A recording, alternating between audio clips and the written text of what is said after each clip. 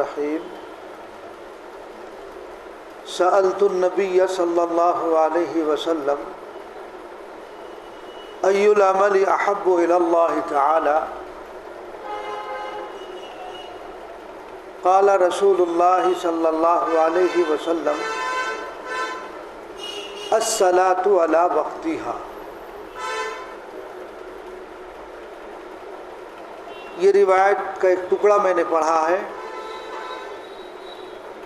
اس روایت کو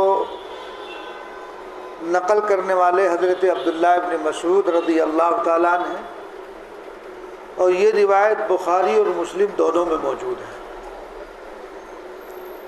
نبی کریم صلی اللہ علیہ وسلم سے سوال کیا گیا کہ اعمال میں سب سے افضل ترین عمل کون سا ہے؟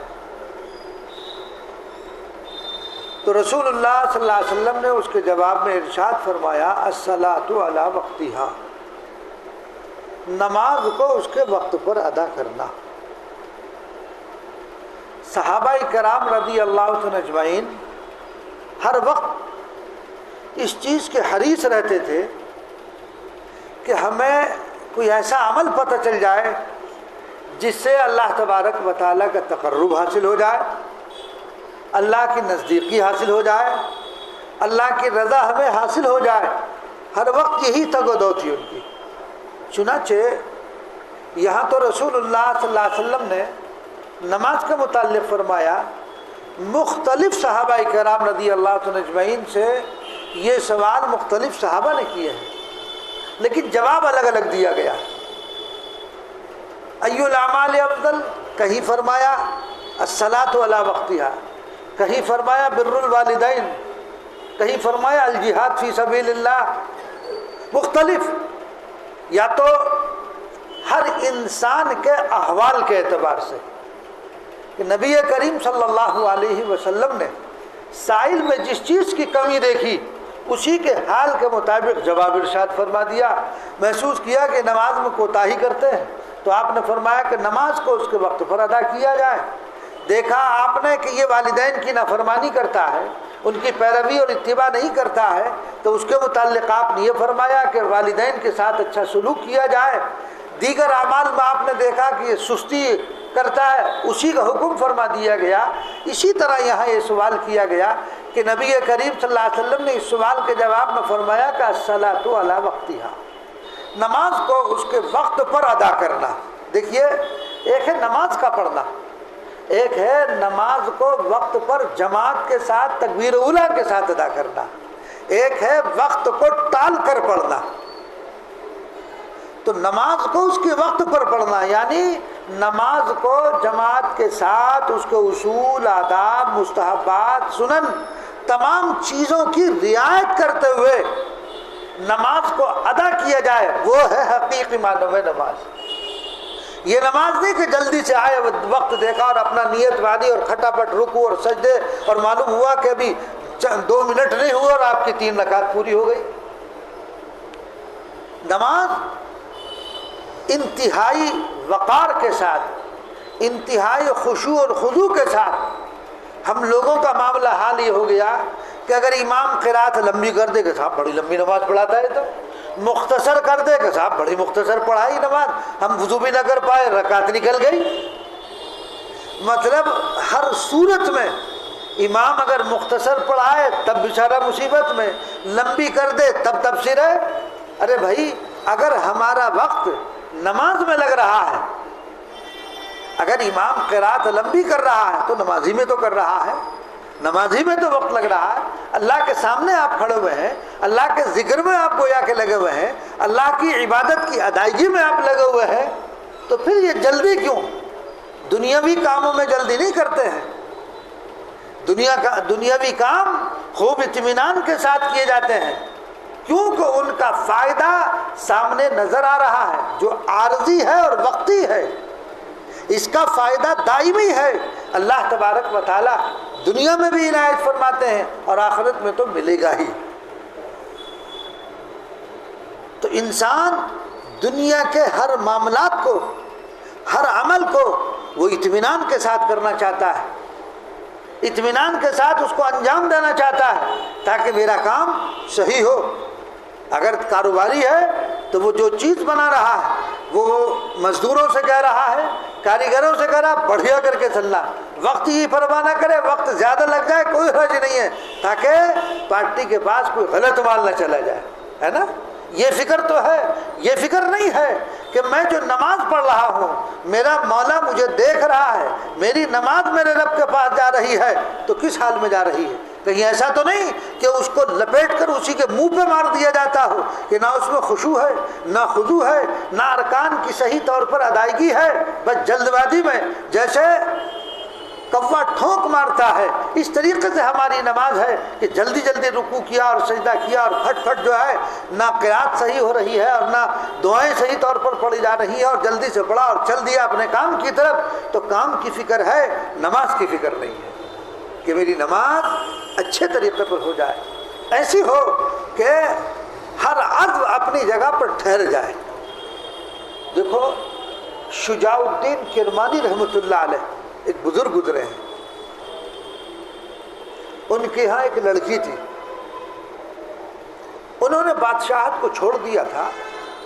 اب ظاہر بات ہے کہ جو بادشاہ رہا ہو اور وہ اس کو چھوڑ دے تو بہرحال معیار تو اس کا اعلیٰ رہتا ہے، تو اس کی بچی کے رشتے آنے شروع ہوئے۔ ظاہر بات ہے کہ جب وہ بادشاہ رہ چکا ہے تو اس کے رشتے بھی اسی طرح سے آئیں گے، ایسی جگہوں سے آئیں گے۔ انکار کر دیا۔ لوگ کہتے ہیں شجاع الدین کرمانی چونکہ بادشاہ تھے، بہرحال یہ تو کسی بڑے سے ہی بچی کا رشتہ کریں گے۔ ایک روز وہ مسجد میں گئے اور نماز پڑھ کے مسجد میں بیٹھے رہے تو انہوں نے ایک شخص کو دیکھا جو کونے میں کھڑا ہوا ہے اور نماز پڑھ رہا ہے۔ اس کو شجاع الدین کرمانی رحمۃ اللہ علیہ دیکھتے رہے اور شجاع الدین کرمانی فرماتے ہیں مجھے اس کی نماز کی کیفیت کو دیکھ کر صحابہ کی نماز یاد آ گئی۔ یعنی وہ اس کیفیت کے ساتھ پڑھ رہا تھا، وہ اس خشوع اور خضوع کے ساتھ پڑھ رہا تھا، وہ اس لگن کے ساتھ پڑھ رہا تھا کہ اس کے اطراف میں اس کے آس پاس کیا ہو رہا ہے اسے خوش خبر نہیں، وہ اللہ تبارک و تعالیٰ کی طرف ایسا متوجہ تھا۔ کہا کہ میں نے دل میں نیت کر لی کہ اپنی بچی کا نکاح کرنا ہے تو اس شخص سے کرنا ہے۔ دیکھا کیا دیکھا کہ اس کی نماز کو دیکھ کر مجھے صحابہ کی نماز یاد آ گئی۔ خیر انہوں نے نماز اپنی پوری کر لی۔ نماز پوری کرنے کے بعد شجاع الدین کرمانی رحمۃ اللہ علیہ اس کے پاس جاتے ہیں، کہتے ہیں کہ بھائی خیر خیریت پوچھ کر کہاں کے رہنے والے ہو، کہاں رہتے ہو؟ انہوں نے بتایا اسی محلے میں رہتا ہوں، فلاں جگہ رہتا ہوں۔ کہنے لگے تمہارا نکاح ہو گیا؟ کہنے لگے میرا نکاح نہیں ہوا، میں غریب آدمی ہوں، مکان میرے پاس نہیں ہے، ٹوٹا پھوٹا، چھت بھی ٹوٹی ہوئی ہے، پانی ٹپکتا ہے، میں غریب ہوں، مجھے کوئی کون لڑکی دے گا؟ تو کہنے لگے کہ تمہارا نکاح اگر شجاع الدین کرمانی کی لڑکی سے کر دیا جائے تو کیا رائے ہے؟ وہ کہنے لگا جی بابا جی جلدی سے چلے جاؤ، کسی نے اگر سن لیا تو میری پٹائی نہ کرے کہ وہ بادشاہ میں فقیر۔ تو بتانا یہ ہے کہ انہوں نے کس چیز کو دیکھا؟ اس کی نماز کو دیکھا۔ نماز کو دیکھ کر چونکہ صحابہ کی نماز کی یاد آ رہی تھی کہ یہ آدمی بڑا اللہ والا معلوم ہوتا ہے۔ ہم لوگ کیا دیکھتے ہیں؟ گاڑی مل جائے گی کہ نہیں مل جائے گی، 4 پہیے والی ملے گی نہیں ملے گی، ہے نا، سامان بیڈ بڑھیا، ہم ان چیزوں کو دیکھتے ہیں۔ تقوی اور طہارت اس میں ہے کہ نہیں ہے؟ وہ گھر کے کام کاج سے واقف ہے کہ نہیں ہے؟ نمازوں کی پابند ہے کہ نہیں ہے؟ پردے کی پابند ہے کہ نہیں؟ یہ سب چیز نہیں دیکھتے ہم دیکھتے ہیں مال، دینداری نہیں دنیا داری دیکھتے ہیں۔ تو بہرحال یہ قصہ میں نے اسی پر میرے ذہن میں آ گیا کہ آپ صلی اللہ علیہ وسلم نے کیا فرمایا کہ نماز اس کے وقت پر ادا کیا جائے، کس طرح؟ علی وقتہا۔ اس کی تفسیر میں محدثین لکھتے ہیں کہ نماز کے وقت پر ادا کرنے کا مطلب یہ ہے کہ وہ قضا نہ ہو پائے، جماعت کے ساتھ ہو، تمام فرائض مستحبات آداب اور سنن کی رعایت کرتے ہوئے پڑھی جائے، وہ ہے اصل نماز۔ تو شجاع الدین کرمانی کو اس شخص کی نماز کو دیکھ کر صحابہ کی نماز یاد آ رہی ہے کہ صحابہ جس طرح متوجہ اللہ رہتے تھے کہ تیر لگ گیا انہیں پتہ نہیں چلا کہ نماز میں تیر لگ گیا، اور ہمارا حال کیا ہے؟ تیر تو بہت دور کی بات ہے، ایک مکھی آ کر بیٹھ جائے، مچھر ہمارے اوپر آ کر بیٹھ جائے تو ہمارا نماز پڑھنا دو بھر ہو جاتا ہے نا، کبھی ادھر کھجا رہا کبھی ادھر کھجا رہا، ایک رکن میں نہ معلوم 10 مرتبہ کھجا لیتا ہوگا، ابے نماز کہاں رہی؟ نماز کہاں ہوگی ایسی صورت میں؟ یہ تو دیکھو۔ تو اس قصے کی بھی تکمیل کر دوں تو شجاع الدین کرمانی رحمۃ اللہ علیہ نے جب اس سے یہ بات کہی تو اس نے کہا بھائی کوئی سن نہ لے، آپ چلے جائیے۔ کہنے کا اگر اس کا باپ خود کہے تو وہ خاموش ہو گیا۔ کہنے کا پھر تو ظاہر بات ہے کہ جب باپ خود کہہ رہا ہے۔ انہوں نے کہا میں شجاع الدین کرمانی لڑکی کا باپ ہوں، میں اپنی بچی کا نکاح تم سے کرنا چاہتا ہوں۔ انہوں نے کہا منظور ہے۔ پھر گئے بچی کے پاس، بچی سے جا کر کہا کہ میں نے ایک ایسا رشتہ دیکھا ہے اور ایسا شخص کو دیکھا کہ مجھے اس کی نماز کو دیکھ کر صحابہ کی نماز یاد ہے۔ معلوم ہوا کہ بڑا متوکل، بڑا صابر، اور اس کی توجہ اللہ بہت ہے، لہذا میں تمہارا نکاح اس سے کرنا چاہتا ہوں، تمہاری کیا رائے؟ اس لیے دوستو سنت یہ ہے کہ جب نکاح کیا کرو، کسی کا رشتہ کرو، لڑکے سے ہر ایک پوچھتے ہیں، لڑکی سے بھی پوچھا کرو۔ میں باپ ہوں، مجھے اختیار ہے، ٹھیک ہے باپ تو ہے آپ، اس سے کون انکار کر رہا، لیکن لڑکی سے پوچھنا بھی ضروری ہے۔ نبی کریم صلی اللہ علیہ وسلم حضرت فاطمہ الزہرا رضی اللہ تعالیٰ عنہ کا نکاح کی بات ہو رہی ہے حضرت علی رضی اللہ تعالیٰ عنہ سے، لیکن نبی کریم صلی اللہ علیہ وسلم اگر ہاں کر دیتے تو کیا فاطمہ منع کر دیتی؟ نہیں، آپ صلی اللہ علیہ وسلم نے جا کر پوچھا ہے کہ فاطمہ علی کا رشتہ آیا ہوا ہے، تمہاری کیا رائے؟ رونے لگی، آپ سے لپٹ گئی۔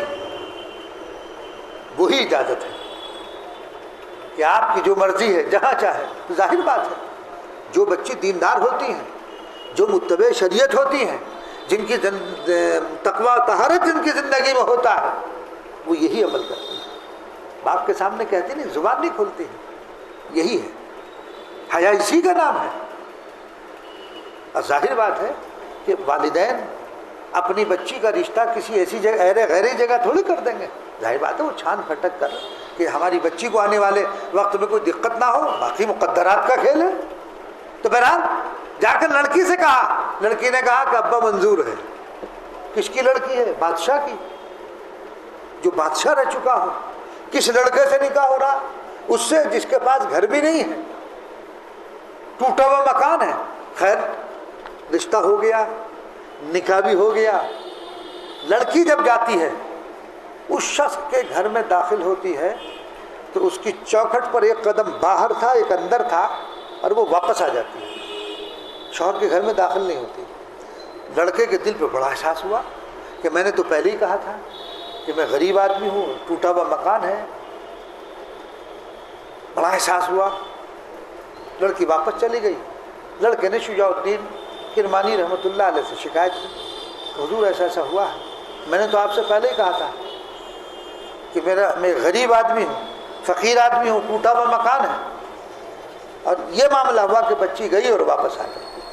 کہنے لگے اچھا کوئی بات نہیں، بٹھا لیا، بچی کو بلایا، کہا بیٹے کیا ایسا واقعہ ہوا؟ کہ ہاں ابا جان ہوا ہے، میرا ایک قدم اندر تھا ایک باہر تھا، میں واپس آ گئی۔ کہنے لگے کیوں؟ کہا اس کی وجہ سن لیجئے۔ وجہ یہ ہے، میں ان سے یہ پوچھنا چاہتی ہوں، جیسے میں نے قدم رکھا تو ایک مٹکا رکھا ہوا تھا کچا، ایک مٹکا تھا پانی کا، اس کو اوپر روٹی رکھی ہوئی تھی، میں اسے دیکھ کر واپس آ گئی۔ میں اب ان سے ہی سوال کرنا چاہتی ہوں، چونکہ آپ نے مجھے کہا تھا کہ وہ بڑے صابر اور متوکل ہیں اور ایسی نماز پڑھتے ہیں کہ ان کی نماز کو دیکھ کر صحابہ کی نماز یاد آ گئی، اور آپ نے متوکل کا لفظ بھی بولا تھا، تو میں ان سے ہی سوال کرنا چاہتی ہوں کہ وہ جو مٹکے کے اوپر روٹی رکھی ہوئی تھی وہ کیسی تھی؟ غور سے سننا کہ روٹی کیسی تھی؟ تو شوہر نے جواب دیا کہ اصل میں میرا روزہ تھا، میرے پاس 2 ہی روٹی تھی اور نہیں تھی، تو میں نے ایک روٹی سحری میں کھا لی تھی، ایک روٹی بچا لی تھی کہ اس کو افطار میں کھا لوں گا۔ لڑکی کا جواب سنیے، لڑکی کیا کہتی کہ ابا یہ تو توکل کے خلاف ہے، جو رب صبح میں دے سکتا ہے، جو سحر میں دے سکتا ہے، وہ افطار میں بھی دے سکتا ہے، بچا کر کیوں رکھی؟ لڑکا تو تھا ہی، لیکن کمال دیکھیے لڑکی کتنی بڑی متقیہ ہے، کتنی بڑی صابر اور متوکل ہے، اس وجہ سے میں واپس آئی تھی۔ بہرحال تو نماز کو اس کے وقت پر ادا کرنا چاہیے، نماز کو ٹلانا نہیں چاہیے۔ ہم لوگ ہوٹلوں پر بیٹھے ہوئے، گھروں پر بیٹھے ہوئے، دکانوں پر بیٹھے ہوئے گپاشٹنگ کرتے رہتے ہیں، اور وقت ہو رہا ہے ٹلا رہے ہیں، پڑھ لیں گے ابھی تو 20 منٹ ہے، ابھی تو اذان ہی ہوئی ہے۔ مطلب نتیجہ یہ ہوتا ہے کہ وہ وقت، نماز کا وقت ادا کا نکل جاتا ہے۔ جماعت نکلی، جماعت تو چھوٹی ہی، لیکن اس وقت اس نماز کا جو وقت تھا وہ نماز کا وقت نکل گیا، حتیٰ کہ قضا ہو گئی۔ تالم ٹول مت کرو، وقت ہوا فوراً۔ بھئی امام نے نماز جلدی پڑھائی دیر سے پڑھائی، کہتے جب جلدی پڑھا دی، ارے بھئی جلدی پڑھائی وقت ہی تو پڑھائی، وہ وقت پر کھڑا ہوا، آپ وقت سے پہلے کیوں نہیں آئے مسجد؟ مسجد امام پر تو اعتراض ہے آپ کو، آپ اپنے اوپر کیوں، اپنے اوپر کا آپ کو کنٹرول کیوں نہیں ہے؟ آپ پہلے آنے کی کوشش کیوں نہیں کرتے؟ ظاہر بات ہے جماعت کا ہر جگہ وقت مقرر ہے، آپ اس وقت سے پہلے آئیے، سنتیں پڑھیے۔ بڑی جلدی پڑھا دی، وقت ہی تو پڑھائی۔ تو اس لیے نماز کو اس کے وقت پر ادا کیا جائے، تمام شرائط کے ساتھ ادا کیا جائے، اور نماز ہی ایک ایسی چیز ہے جو کسی حال میں معاف نہیں ہے۔ اگر کوئی انسان ہوش و حواس میں نہیں ہے تب تو نماز نہیں ہے، لیکن جب تک وہ باہوش ہے، چاہے کسی حال میں بھی ہو، بیمار ہے، ایکسیڈنٹ ہو گیا ہے، ہڈیاں ٹوٹ گئی ہیں، لیکن ہوش ہے، نماز نہیں معاف ہوگی، نماز پڑھنی پڑے گی۔ کھڑے ہو کر نہیں پڑھ سکتے، بیٹھ کر پڑھو، بیٹھ کر نہیں پڑھ سکتے، لیٹ کر پڑھو، رکوع اور سجدے پر قادر نہیں ہے، اشارے سے پڑھو، یہ نماز پڑھو۔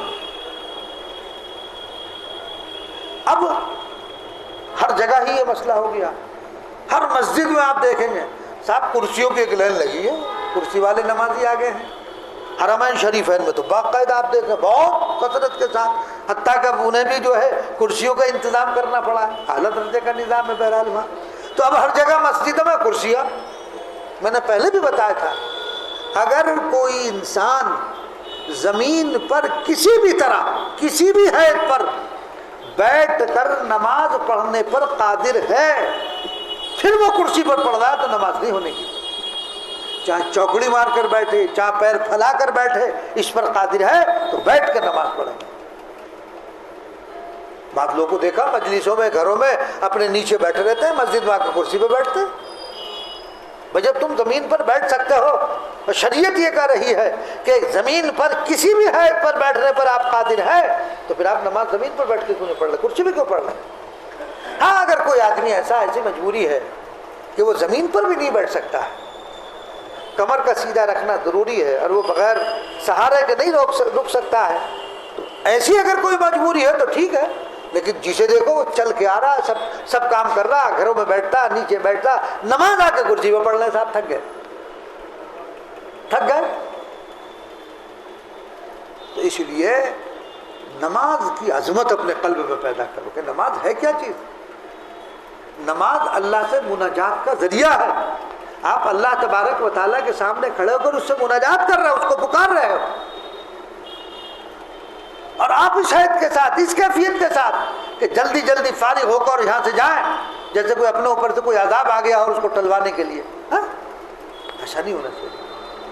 خشوع، انتہائی خشوع کے ساتھ، خضوع کے ساتھ، جیسے آدمی اپنے دنیاوی کام انجام دیتا نا، کپڑے دھوئے گا، بڑھیا سی پریس بھی کرے گا، تلف بھی لگواتا، پریس بڑھیا ہونی چاہیے۔ نماز بھی تو بڑھیا ہونی چاہیے۔ سارے کام جب کر رہے ہو، اللہ تمہیں اتنی نعمتیں دے رہا ہے تو اس نعمت دینے والے کا شکریہ بھی صحیح طور پر ادا نہیں کر پا رہے تو نہ شکر ہے نا۔ پھر تو یہ تو محسن کی احسان کشی ہے کہ ایسا محسن کہ ہم نافرمانی کر رہے ہیں تب بھی جو ہے ہمیں رزق دے رہا ہے، تب بھی وہ ہمیں نعمتوں سے سرفراز کر رہا ہے، لیکن ہم سے نماز بھی صحیح طور پر نہیں پڑھی جا رہی ہے۔ تو لہذا نماز انتہائی سکون کے ساتھ، آرام کے ساتھ پڑھنی چاہیے۔ تو اس لیے صحابہ کرام کیا سوال کر رہے ہیں کہ کون سا عمل افضل اللہ کے نزدیک؟ صحابہ کو حرص تھی کہ اللہ کسی یعنی کوئی ایسا عمل معلوم ہو جائے جس سے اللہ کا تقرب حاصل ہو جائے، اللہ کی نزدیکی حاصل ہو جائے۔ ہم کیا کہتے ہیں؟ کوئی ایسی تجارت بتاؤ جس سے پیسہ خوب آئے، ہے نا؟ کوئی ایسی تجارت بتاؤ کہ جس سے پیسہ خوب آئے، گھر میں بیٹھے بھی رہیں، کچھ بھی نہ کرنا پڑے اور آمدنی ہوتی رہے، ایسا بتاؤ۔ یعنی دنیا کے تو ایسا آپ حریص ہو گئے کہ آپ آمدنی کے ذرائع، لیکن یہ حرص نہیں ہے کہ اللہ کا تقرب حاصل ہو جائے، کوئی عمل ہمیں ایسا بتا دو، اللہ کے نزدیکی حاصل ہو جائے، کوئی عمل ہمیں ایسا بتا دو، اللہ ہم سے راضی ہو جائے، کوئی عمل ایسا بتا دو، ہم جنت میں داخل ہو جائے، کوئی ایسا عمل بتا دو۔ نہیں، اس کے لیے کوئی فکر نہیں۔ ایسی تجارت بتا دو کہ گھر بیٹھے پیسے آتے رہے، لیکن ایسی تجارت میں جمع بھی جاتا ہے، چند دنوں آتا ہے پھر جمع بھی بھاگ جاتا ہے۔ بہت سے لوگ آپ دیکھیں گے وہ صاحب نیٹ پر کیا کاروبار ہے، سونے کا، چاندی کا، کاپر وغیرہ، یہ سب اسی پر خریدتے ہیں۔ وہ سب ڈنڈے آ رہے، بتا رہے، ہلنے، کب اوپر ریٹ چلے گئے، آپ نیچے آ گیا، یہ بیٹھا ہوا صبح سے شام تک، نہ نماز کی پرواہ، نہ روزے کی پرواہ، نہ کون گھر میں آ رہا اس کی پرواہ، ہر وقت کمپیوٹر پہ بیٹھا ہوا ہے، ہر وقت موبائل میں ہے، دیکھ رہا کتنا ریٹ بڑھا، کتنا ریٹ بڑھا، گھٹا، جوڑ، اسی تگدو میں لگا ہوا۔ معلوم ہوا کہ 2-4 مرتبہ کمایا اور پھر ایسا ہوا کہ سارا جو کمایا تھا اور اپنا بھی ختم۔ ارے یہ کوئی کاروبار ہے؟ تو ہر انسان کو وہ حریص اس بات کا ہے کہ دولت آ جائے، اللہ کی معرفت حاصل ہو جائے، اللہ کا قرب حاصل ہو جائے، اللہ کی رضا حاصل ہو جائے۔ ایسے اعمال پوچھنے کے لیے تیار نہیں، کرنے کے لیے تیار نہیں۔ ہر آدمی تعبیر کہ جی پریشان ہے، کاروبار سے پریشان ہے۔ کوئی یہ نہیں کہتا کہ جی نماز میں جی نہیں لگتا، کوئی طریقہ بتا دو۔ نماز پڑھنے میں دقت ہوتی، کوئی طریقہ بتا دو۔ نماز کا میں پابند بن جاؤں، کوئی طریقہ، کوئی نسخہ ایسا بتا دو۔ یہ نہیں پوچھا ہے۔ عصر سے مغرب ہو جاتا ہے، جی کاروبار نہیں چلا، بڑا پریشان، بہت کاروبار کر لیے، جس میں ہاتھ ڈالا نقصان، جس میں ہاتھ ڈالا نقصان۔ ذہن میں کیا کسی نے کرا دیا، سارے اسی کام پر بیٹھے ہوئے۔ یہ نہیں دیکھ رہا کہ میں نماز کا بھی پابند ہوں، میں نماز پابندی سے پڑھ رہا ہوں کہ نہیں پڑھ رہا، اپنے اعمال کی طرف توجہ نہیں ہے، ایسی چیزوں کی طرف توجہ جا رہی ہے۔ اپنے اعمال بھی تو صحیح کرو۔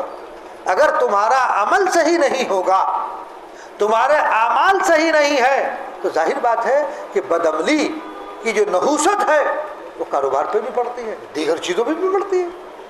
عمل کو صحیح کرنے کی کوشش کرو، اور ان اعمال میں سب سے افضل ترین عمل جو ہے وہ کیا ہے؟ نماز۔ تو لہذا نماز کی پابندی، خود بھی نماز کا پابند بنو، اپنی اولاد کو بھی نماز کا پابند بناؤ، اپنے گھر والوں کو بھی نماز کا پابند بناؤ۔ جب آپ پابند بنیں گے، آپ کے بچے بھی نماز کی پابندی کریں گے، اور آپ کی گھر والی اہلیہ بھی نماز کی پابند ہوگی۔ آپ جب نماز پڑھیں گے انہیں کہیں گے اثر ہوگا، اور جب آپ نہیں پڑھیں گے انہیں کہیں گے کیسے اثر ہوگا؟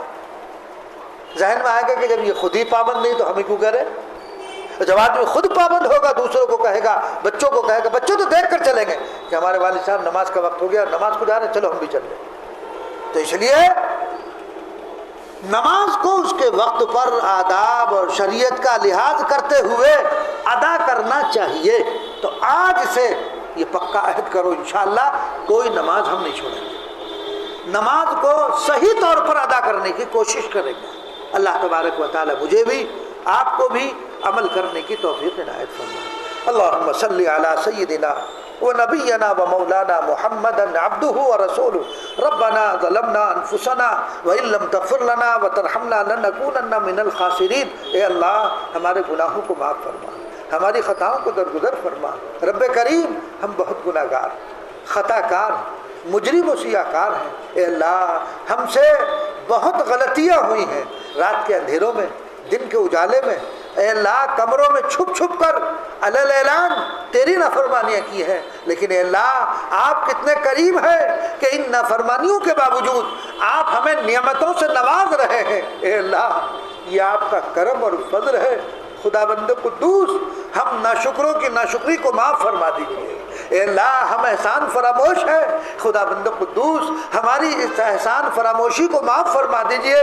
رب کریم ہم بہت گناہ گار ہیں، رب کریم توبہ کرتے ہیں پھر توڑ دیتے ہیں، توبہ کرتے ہیں پھر توڑ دیتے ہیں۔ اے اللہ ہم کمزور ہیں، آپ نے ہمیں کمزور بنایا ہے، رب کریم ہماری اس کمزوری پر رحم فرما، ہماری اس کمزوری پر رحم فرما، ہر گناہ سے بچنے کی توفیق عنایت فرما، ہمیں خود بھی نماز کی پابندی کرنے کی توفیق عنایت فرما، ہمارے بچوں کو ہمارے گھر والوں کو نمازوں کا پابند بنا دے، نماز کی پابندی کرنے والا بنا دے، نماز کو اس کے وقت پر ادا کرنے والا بنا دے۔ اے اللہ ہر قسم کی بے راہ روی سے ہم سب کی حفاظت فرما، جو پریشان حال ہیں ان کی پریشانیوں کو دور فرما۔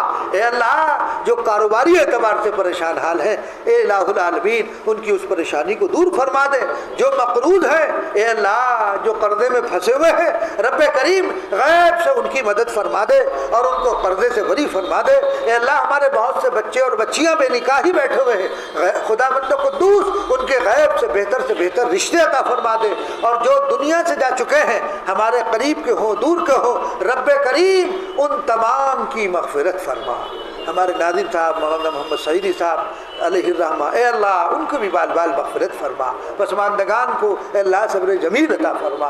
الہ العالمین ہر قسم کے شرور سے، آفات سے، بلیات سے ہم سب کی حفاظت فرما، ہم سب پر رحم اور کرم اور عافیت کا معاملہ فرما، ہم میں آپس میں اتفاق اور اتحاد پیدا فرما، نا اتفاقیوں سے اے اللہ ہماری حفاظت فرما، دلوں سے اے اللہ ہمارے قدورتوں کو نکال دے، دلوں میں الفتیں اور محبتیں پیدا فرما دے، اپنی معرفت کی دولت سے مالا مال فرما دے۔ رب کریم ہمارے ہر خیر کے عمل کو قبول فرما لیجئے، ہماری نمازوں کو، ہماری دعاؤں کو، ہمارے قرآن کی تلاوت کو اے اللہ جو بھی عمل کیا ہے اس کو اپنی رضا کے لیے کرنے والا بنا دے، اور ہمیشہ اے اللہ اعمال صالحہ کرتے رہنے والا بنا دے، جب تک زندہ رکھیے ایمان پر قائم اور دائم رکھ، جب وقت آئے تو ایمان پر خاتمہ فرما۔ اے اللہ پورے عالم کے مسلمانوں کی حفاظت فرما، ابدا کی حفاظت فرما۔ اے اللہ جو اسلام دشمن طاقتیں مسلمانوں اور اسلام کو مٹھانے پر لگی ہیں خدا بند قدوس ان کی سازشوں کو ناکام فرما دیجئے، ان کی سازشوں کو انہی پر الٹ دیجئے، اے اللہ انہی میں آپس میں دراڑ پیدا فرما دیجئے۔ اے اللہ مسلمانوں کی حمایت فرما، مسلمانوں کی مدد فرما، نصرت فرما، دین کا بول بالا فرما، ہمارے ملک میں بھی امن اور عافیت اور سلامتی کا معاملہ فرما، ہماری مساجد خانقاہ مدارس کی حفاظت فرما، حرمین شریفین کی حفاظت فرما۔ اے اللہ بیت المقدس کو یہود کے چنگل سے آزاد فرما دیجئے، اے اللہ آزاد فرما دیجئے۔ رب کریم ہماری ہر کوتاہی کو معاف فرما دیجئے۔ نبی کریم صلی اللہ علیہ وسلم نے جو خیر کی دعائیں مانگی ان میں ہمارا حصہ عطا فرما، اور جن شرور سے پناہ چاہی ہم بھی پناہ چاہتے ہیں ان تمام سے ہماری حفاظت فرما، ہر خیر سے مالا مال فرما، ہر شرط حفاظت فرما۔ ان دعاؤں کو محض اپنے فضل و کرم سے